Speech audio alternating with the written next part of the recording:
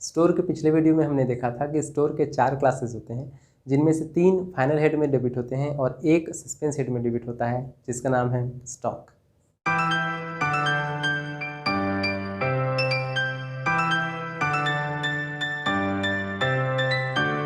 Hello friends, welcome to the stolen notes. Today we are going to study stock.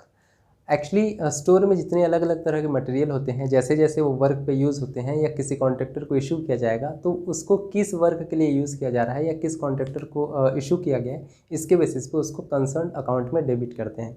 अब 2 तरह के हमने देखे थे कि या तो फाइनल हेड में डेबिट होता है या फिर सस्पेंस हेड में डेबिट होता है। तो हम पढ़ने जा रहे हैं स्टॉक, जो एक्चुअली होता है सस्पेंस हेड। बेसिकली ऐसा मटेरियल हमने जो परचेज़ किया या हमने एक्वायर किया जो हमें नहीं पता कि कौन से वर्क में यूज़ होगा। हमें बस ऐसे कोई मटेरियल है जो जनरली यूज़ होता है, तो हमने उसको परचेज़ करके लाके अपने स्टोर में रखा है। अभी हमें नहीं पता कि ये कौन से वर्क पे यूज़ होगा या कौन से कॉन्ट्रैक्टर को इशू होगा, तो अभी हम इसको रखते हैं स्टॉक सस्पेंस हेड में। और जैसे जैसे इसको किसी वर्क पे इशू किया जाएगा या किसी कॉन्ट्रैक्टर को इशू किया जाएगा, तो वैसे ही इसको स्टॉक हेड से क्लियर करके कंसर्न वर्क पे या कंसर्न कॉन्ट्रैक्टर के अकाउंट पे डेबिट किया जाता है। आइए देखते हैं स्टॉक का सिलेबस ओवरव्यू क्या है। सबसे पहले इसमें कुछ जनरल आउटलाइन है, उसके बाद है प्राइस्ड वोकैबुलरी ऑफ स्टोर, उसके बाद क्वांटिटी अकाउंट और वैल्यू अकाउंट। हमने पढ़ा था पिछले वीडियो में कि क्वांटिटी अकाउंट और वैल्यू अकाउंट क्या होता है। इसके बाद है priced store laser, adjustment of profit and loss, stock taking और रेक्टिफिकेशन ऑफ अकाउंट। तो इतना कुछ है इसके अंदर, स्टॉक के अंदर। आज की वीडियो में हम कवर करेंगे general principles, priced vocabulary of store और quantity account. So let us start with the general principles.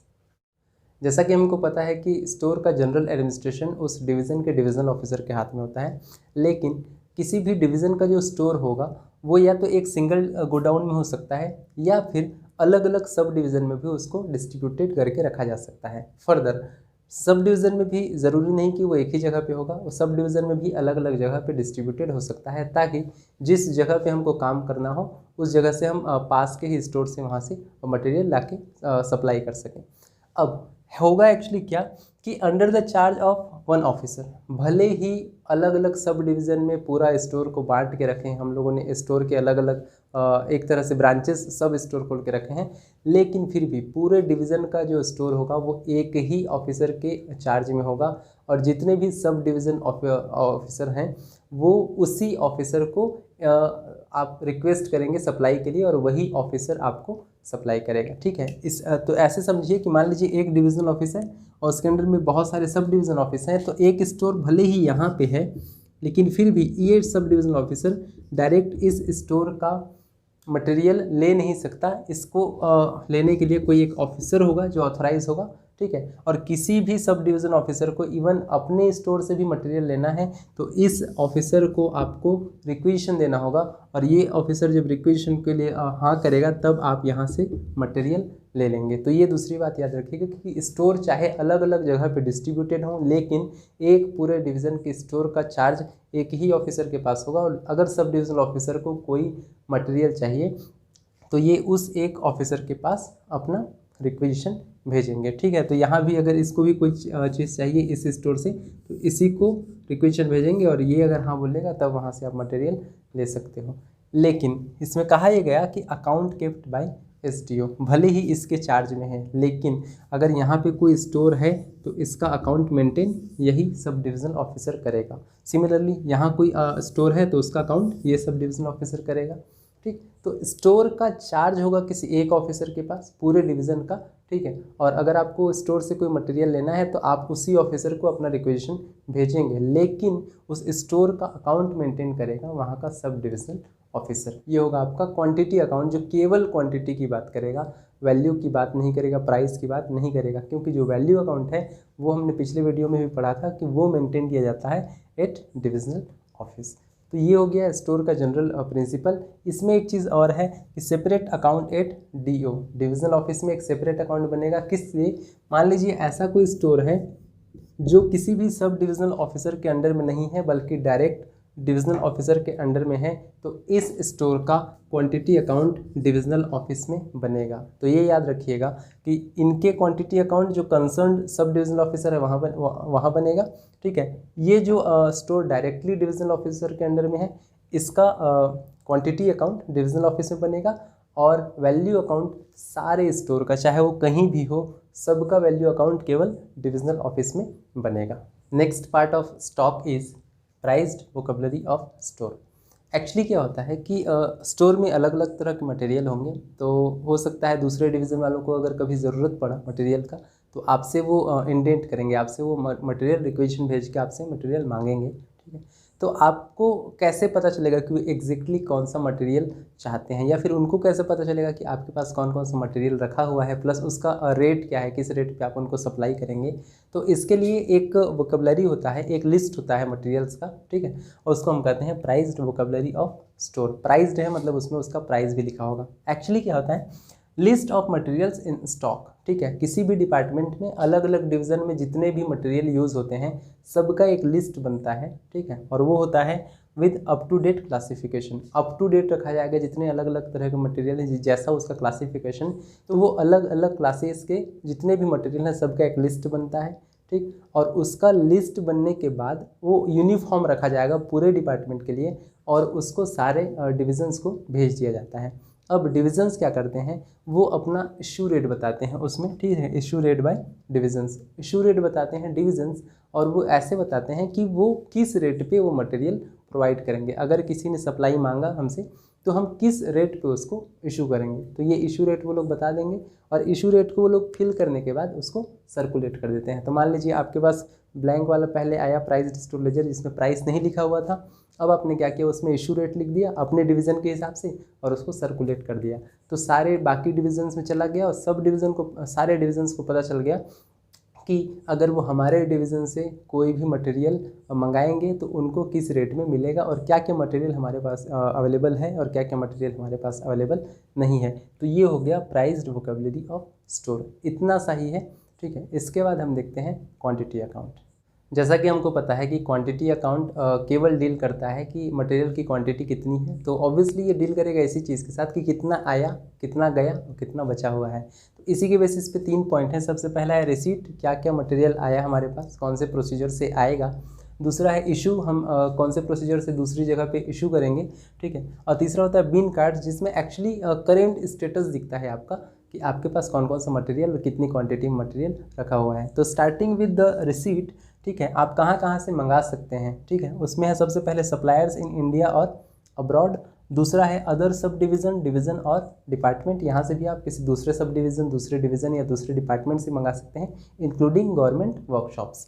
इसके बाद हम मैन्युफैक्चर, आप चाहें तो उसको मैन्युफैक्चर कर सकते हैं। अब एक चीज़ समझिए कि मान लीजिए आपने कोई चीज़ मैन्युफैक्चर किया और उस जो मटेरियल आपने बनाया उसको आपने स्टॉक में ले आया, तो ये भी रिसीट कहा जाता है। स्टॉक के लिए ये अभी भी रिसीट है, याद रखिएगा। स्टॉक क्या करता है, मैन्युफैक्चर से ला रहा है स्टॉक में, तो इसलिए स्टॉक के लिए ये रिसीट है। तो ये हो गया manufacture. And last one is works, buildings etcetera. मान लीजिए कहीं वर्क चल रहा है, वहाँ कोई सामान बच गया, तो वहाँ से हम जो बचा हुआ सामान है उसको स्टॉक में ला सकते हैं, ये भी रिसीट होगा।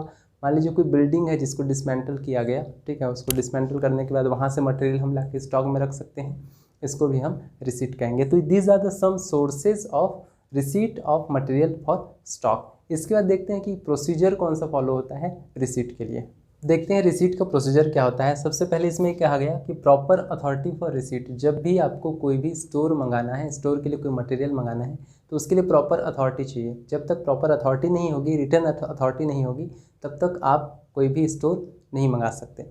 अब ये अथॉरिटी होगा क्या, इन रिटर्न बाय डीओ और बाय एसडीओ, ठीक है, ये होगा रिटर्न में, पहली बात। दूसरी बात, ये अथॉरिटी देगा डिविजनल ऑफिसर, और इन केस डिविजनल ऑफिसर ने कह दिया एसडीओ को कि वो अथॉरिटी दे दे, तब वो एसडीओ की अथॉरिटी पे भी आप स्टोर का मटेरियल मंगा सकते हो।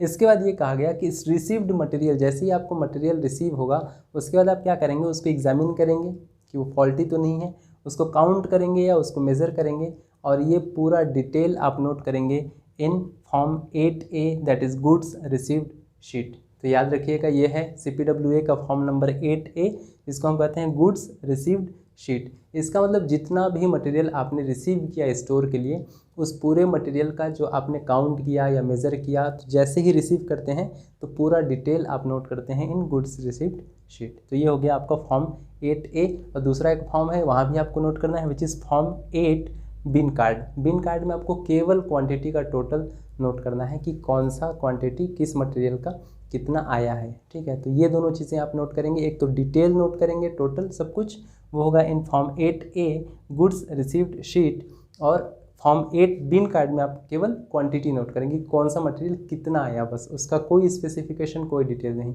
जैसा कि हमने कहा कि जब भी मटेरियल रिसीव होगा स्टोर में तो उसकी एंट्री की जाएगी गुड्स रिसीव्ड शीट में। अब इसमें है क्या कि ये फॉर्म अब बुकलेट होगा, बुकलेट के फॉर्म में बनेगा, अलग अलग पेजेस में अलग अलग GRS बने होंगे और उस पूरा बुकलेट बनेगा। अब जो पेजेस हैं वो मशीन नंबर्ड होंगे और जो बुकलेट है वो सीरियली नंबर्ड होगा, कि एक बुकलेट को हम कहेंगे सीरियल नंबर 1, दूसरा बुकलेट 2, तीसरा 3, इस तरह से अलग अलग बुकलेट का अलग अलग सीरियल नंबर होगा और इनका एक रजिस्टर मेंटेन किया जाएगा which is in form 12A। याद रखिएगा GRS जो होता है goods received sheet that is in form number 8A और उसका रजिस्टर होता है register of GRS which is in form number 12A। अब ये रजिस्टर मेंटेन कहाँ होगा, ये मेंटेन होगा नॉर्मली डिविजनल ऑफिस में। एक्चुअली क्या होता है कि डिविजनल ऑफिसर के पास सारे बुकलेट्स पहले होंगे और जैसे जैसे वो ऑफिसर्स को इशू करता जाएगा, मान ली एक SDO को उसने 10 बुकलेट दे दिए तो इसकी एंट्री होगी उस रजिस्टर ऑफ GRS में कि उसने कौन सा बुकलेट कब किसको इशू किया है और कब किससे वापस लिया है। अब मान लीजिए एक SDO को उसने 10 बुकलेट इशू किए, अब उस SDO के अंडर में 10 या 5 स्टोर कीपर हैं फर्दर और वो अलग अलग स्टोर कीपर को उस GRS के जो बुकलेट्स हैं वो इशू करेगा, क्योंकि गुड्स रिसीव्ड शीट का एक्चुअल वर्क स्टोर कीपर के पास ही है, वही उसमें एंट्री करता है। तो उस सब डिवीज़न ऑफिसर ने फर्दर स्टोर कीपर्स को वो GRS इशू कर दिया तो वो भी एक रजिस्टर मेंटेन कर सकता है। सब डिवीज़न ऑफिसर भी अपने सब डिवीज़न में एक रजिस्टर मेंटेन कर सकता है in the same form which is in 12A और इसमें वो लिखेगा कि उसने कब कब कौन कौन से स्टोर कीपर को ये बुकलेट इशू किया है गुड्स रिसीव्ड शीट का। इसके बाद गुड्स रिसीव्ड शीट बनता है ट्रिप्लिकेट में, 3 कॉपी में बनेगी, ठीक है। अब ट्रिप्लिकेट में बनने के बाद होता क्या है, आप सबको पता है कि एंट्री उसमें करता है स्टोर कीपर। जैसे ही उसके पास मटेरियल आया उसने एंट्री की और एंट्री करने के बाद 3 में से 1 कॉपी वो अपने पास रख लेता है और बाकी की दोनों कॉपीज़ वो भेज देता है सब डिविजनल ऑफिसर के पास। अब सब डिविजनल ऑफिस में उसका करेंगे क्या, तो सब डिविजनल ऑफिस में बनता है उसका क्वांटिटी अकाउंट, मतलब कौन सा मटेरियल हमारे पास कितना आया, कितना गया और कितना बाकी है। तो अब इस GRS के बेसिस पे, गुड्स रिसीव्ड शीट के बेसिस पे वो क्वांटिटी अकाउंट को अपडेट करता है और 2 में से 1 कॉपी को भेज देता है सप्लायर को ताकि उसी की बेसिस पे वो अपना बिल अपना क्लेम करेगा, ठीक है। और उसके बाद जो दूसरी कॉपी है उसको भेज देता है डिविजनल ऑफिस में, क्योंकि वहाँ बनता है इसका वैल्यू अकाउंट और इसके बेसिस पे वो उस जब क्लेम करेगा सप्लायर तो उसका पेमेंट किया जाता है। अब GRS के बारे में कुछ और बातें हैं। पहले तो ये है कि अलग अलग सप्लायर के अलग अलग GRS में एंट्री की जानी है। मतलब अगर आपके पास 3 अलग अलग सप्लायर से आया है सप्लाई आया है मटेरियल का, तो आपको तीनों से आए हुए मटेरियल्स की एंट्री एक ही गुड्स रिसीव्ड शीट में नहीं करनी है, आपको एक शीट में एक सप्लायर से आए हुए मटेरियल की एंट्री करनी है। दूसरी बात ये कि GRS में एंट्री होगी सब हेड वाइज। इसका मतलब जैसे हमने पढ़ा हुआ है कि अलग अलग सब हेड हैं, तो ठीक है, तो अलग अलग सब हेड में के मटेरियल अगर आपके पास आते हैं तो कोशिश ये करना है कि एक GRS में केवल एक ही सब हेड के मटेरियल की एंट्री की जानी चाहिए। अगर एक से ज़्यादा सब हेड के आपके पास मटेरियल आते हैं तो पहले तो कोशिश ये करें कि अलग अलग सब हेड के लिए अलग अलग GRS बनाया जाए। और मान लीजिए आपको बनाना ही पड़ रहा है एक ही GRS में एक से ज़्यादा सब हेड के मटेरियल की एंट्री, तो कम से कम आपको ग्रुप कर देना चाहिए। एक ही GRS में अगर आप 3 सब हेड की अगर एंट्री कर रहे हैं तो उसको कम से कम सब हेड वाइज आपको ग्रुप कर देना है। इसके बाद है code number from prized vocabulary of store. Prized vocabulary of store में पूरा लिस्ट बना होता है और उसका कोड नंबर होता है, तो आपको वो कोड नंबर ज़रूर लिखना है। जब भी आप एंट्री करेंगे GRS में गुड्स रिसीव्ड शीट में, तो उसकी एंट्री जब करेंगे तो वो जो कोड नंबर लिखा हुआ है उसको आपको लिखना ही है, क्योंकि वहाँ से हमको पता चलता है कि कौन सा स्पेसिफिक मटेरियल हमने रिसीव किया है। और लास्ट में ये कहा गया payment on the basis of GRS के बेसिस पे ही पेमेंट होता है, तो इसलिए बहुत इंपॉर्टेंट डॉक्यूमेंट है, आपको बहुत केयरफुली इसको एंट्री करना है। तो स्टॉक के क्वांटिटी अकाउंट में ये था रिसीट। आइए अब देखते हैं कि स्टॉक को इशू करने का क्या प्रोसीजर होता है। स्टॉक में जो भी हमारे पास मटेरियल है उसको हम कैसे इशू करेंगे। तो सबसे पहले तो ये कहा गया कि इशू करना है आपको कहाँ कहाँ, 3 जगहों पे, या तो टू वर्क और कॉन्ट्रैक्टर, या तो डिपार्टमेंटली कोई वर्क हो रहा है उस वर्क के लिए आप मटेरियल इशू करोगे, या फिर आप कॉन्ट्रैक्टर जो वर्क करा रहा है उस कॉन्ट्रैक्टर को आप मटेरियल इशू करोगे। तो ये दोनों चीज़ हो गई। इसके बाद है अदर सब डिवीज़न, डिवीज़न और डिपार्टमेंट। या तो आप स्टोर का जो मटेरियल है उसको किसी दूसरे सब डिवीज़न, दूसरे डिवीज़न या फिर दूसरे डिपार्टमेंट को इशू करोगे, या फिर आप करोगे टू सेल। या तो आपको इसको सेल करना है या तो कॉन्ट्रैक्टर को, या फिर किसी एम्प्लॉय को, या फिर किसी भी जनरल आउटसाइडर को। ठीक है, तो ये तीनों केसेस हैं जहाँ पे आपको मटेरियल इशू करना है किसी भी कंडीशन में। ठीक है, आपको एक इंडेंट फॉर्म मिलेगा which is in form number 7, CPWA form number 7। It is indent. जब तक ये इंडेंट नहीं मिलेगा तब तक आप इशू नहीं करेंगे। और ये भी कहा गया है कि ये इंडेंट आपको साइंड मिलना चाहिए। आपको डिविजनल ऑफिसर या फिर सब डिविजनल ऑफिसर से साइन किया हुआ इंडेंट मिलेगा कि हाँ ये मटेरियल इशू कर दो, तभी आप जाके मटेरियल इशू करेंगे। तो आइए देखते हैं इंडेंट के लिए प्रोविजंस क्या क्या रखे हुए हैं। सबसे पहली बात ये कहा गया कि register of indent in 7A अब वैसा ही है जैसे कि GRS था, गुड्स रिसीव्ड शीट था। तो इंडेंट पेजेस होंगे अलग अलग और वो होंगे मशीन नंबर्ड। अब इन पेजेस का एक बुकलेट बनेगा, ठीक है, और ये होता है सीरियल नंबर्ड। अब जैसे वहाँ पे GRS का रजिस्टर बना था वैसे ही इंडेंट का भी रजिस्टर बनेगा। Indent is in form number 7 और उसका रजिस्टर होता है in form number 7A, register of indents. अब इंडेंट में बहुत सारी एंट्रीज होती हैं कि आपको क्यों इशू करना है, किसको इशू करना है, बहुत कुछ लिखा होगा। उसमें ये भी लिखा होता है अकाउंट्स टू बी डेबिटेड। इसका मतलब जो भी स्टोर का मटेरियल आप इशू कर रहे हो वो कौन से अकाउंट में डेबिट होगा। अब डेबिट क्रेडिट अगर आपको कन्फ्यूज़न है तो फिर से बता दूं कि अगर 2 अकाउंट हैं और एक अकाउंट से दूसरे अकाउंट में कैश या मटेरियल या कोई भी वैल्यू आपको जाता हुआ दिखता है तो जिस अकाउंट से जा रहा है वो क्रेडिट होता है और जिस अकाउंट में जा रहा है वो डेबिट होता है। तो यहाँ स्टोर से मटेरियल निकल के कहीं जा रहा है, ठीक है, तो स्टोर का अकाउंट तो क्रेडिट हो गया। डेबिट कौन सा अकाउंट होगा ये अकाउंट हमको बताना पड़ेगा। तो ये हो जाएगा अकाउंट्स टू बी डेबिटेड। इसके बाद होता है नेम ऑफ वर्क और जॉब। ठीक है, ये आपको तभी बताना है अगर आप अपने ही डिवीज़न के किसी वर्क या किसी जॉब के लिए इसको इशू कर रहे हो। अदरवाइज़ अगर आप दूसरे डिवीज़न को इशू कर रहे हो तो आपको कोई मतलब नहीं है कि वो कौन से वर्क या कौन से जॉब के लिए। आपको केवल उस डिवीज़न का नाम जहाँ स्पेसिफाई करना होगा कर देंगे, आपको वर्क या जॉब बताने की ज़रूरत नहीं है। और लास्ट में सबसे इम्पॉर्टेंट पॉइंट है, इट इज़ प्रिपेयर्ड इन क्विंटिप्लिकेट। ये 5 कॉपीज़ में प्रिपेयर किया जाता है। तो आइए देखते हैं कि जो इंडेंट की 5 कॉपीज़ होते हैं उसका पूरा प्रोसीजर क्या होता है। तो इंडेंट के पूरे प्रोसीजर को समझने के लिए मान लीजिए हमारे पास 2 डिवीज़न है। एक है इंडेंटिंग डिवीज़न जो मटेरियल मंगा रहा है और दूसरा है ये डिवीज़न जो मटेरियल इशू करेगा अपने स्टोर से। तो यहाँ जब इंडेंट बनाया गया तो 5 कॉपीज़ में बनाया गया। 5 कॉपीज़ में से 1 कॉपी को अपने पास रखा गया और बाकी 4 कॉपी के साथ अपने आदमी को इन्होंने भेज दिया उस स्टोर के पास। अब वैसे ये डायरेक्ट स्टोर पे नहीं जाता, ये डिविजनल ऑफिसर के पास जाता है, वहाँ से साइन होके ही इसके पास आएगा, अदरवाइज ये इशू नहीं करेगा। तो जैसे भी इसके पास पहुँच गया स्टोर वाले के पास, अब स्टोर कीपर ने क्या किया कि देखा कि कौन कौन सा मटेरियल इसको इशू करना है। अब ज़रूरी नहीं कि जो मटेरियल जितना क्वांटिटी में आप स्पेसिफाई है उतना ही वो इशू करेगा, तो वो अब ये देखेगा कि वो कितना इशू कर सकता है। अब जितना वो इशू करता है सबकी एंट्री करेगा सारे इंडेंट में। इसके पास 4 कॉपीज़ आई हैं, चारों कॉपीज़ में वो उसकी एंट्री करता है कि वो कितना मटेरियल इशू कर रहा है और साथ ही साथ इसकी एंट्री वो कर देगा बिन कार्ड में। ठीक है, बिन कार्ड होता है कि कितना मटेरियल आया, कितना मटेरियल गया और कितना मटेरियल बैलेंस है। तो इसकी एंट्री उसने चारों इंडेंट में तो की और साथ में उसने बिन कार्ड में भी उसकी एंट्री कर दी। अब इसके पास 4 कॉपीज़ हैं, 5th कॉपी इसके पास है, तो 1 2 3 4 इसके पास है। इसमें से जो फर्स्ट कॉपी है ये अपने पास रख लेता है, ठीक है, और ये जो इसके बाद सेकेंड कॉपी है ये लेके उस इंसान को वापस भेज देता है जो इसके पास बाकी चारों कॉपीज़ लेकर आया था। इसका मतलब यहाँ से एक कॉपी 5वीं कॉपी यहाँ रख ली गई थी, 4 कॉपीज़ लेके यहाँ गया था ये, और एक कॉपी इसने रख लिया खुद अपने पास और उसके बाद 2 नंबर की कॉपी इसके पास वापस भेज दी। अब इस 2 नंबर की कॉपी और इस 5 नंबर की कॉपी में डिफरेंस क्या है? इस 5 नंबर की कॉपी में केवल ये लिखा गया हुआ है कि कितना मटेरियल चाहिए, जबकि इस 2 नंबर की कॉपी में एक तो इस स्टोर कीपर का सिग्नेचर भी है और दूसरा उसमें ये भी एंट्री है कि कितना मटेरियल इशू किया गया है एक्चुअली।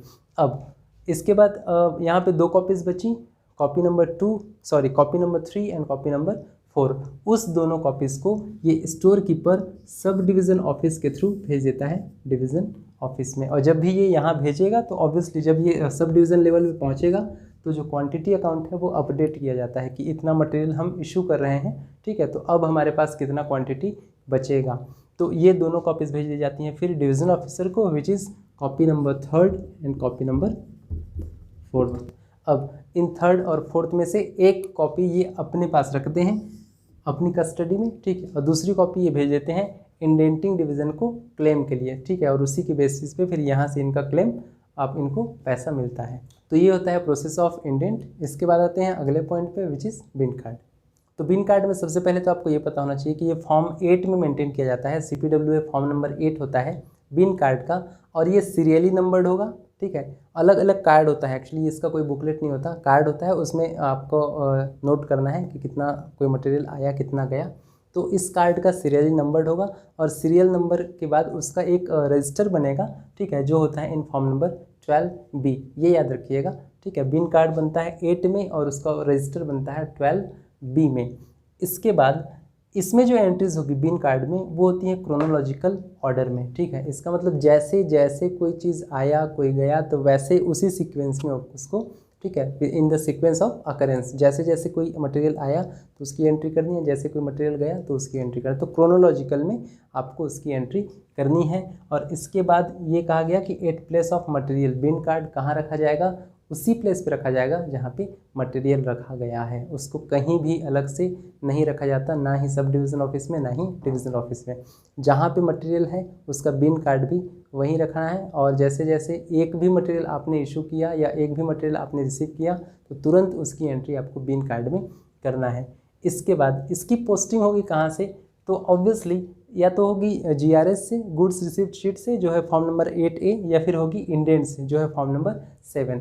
ऑब्वियसली बिन कार्ड कब अपडेट होगा, जब आप या तो मटेरियल रिसीव करेंगे या फिर मटेरियल इशू करेंगे। तो जब भी आप मटेरियल रिसीव करेंगे तो उसका डिटेल होता है आपका GRS में, तो वहाँ से पोस्टिंग होगी।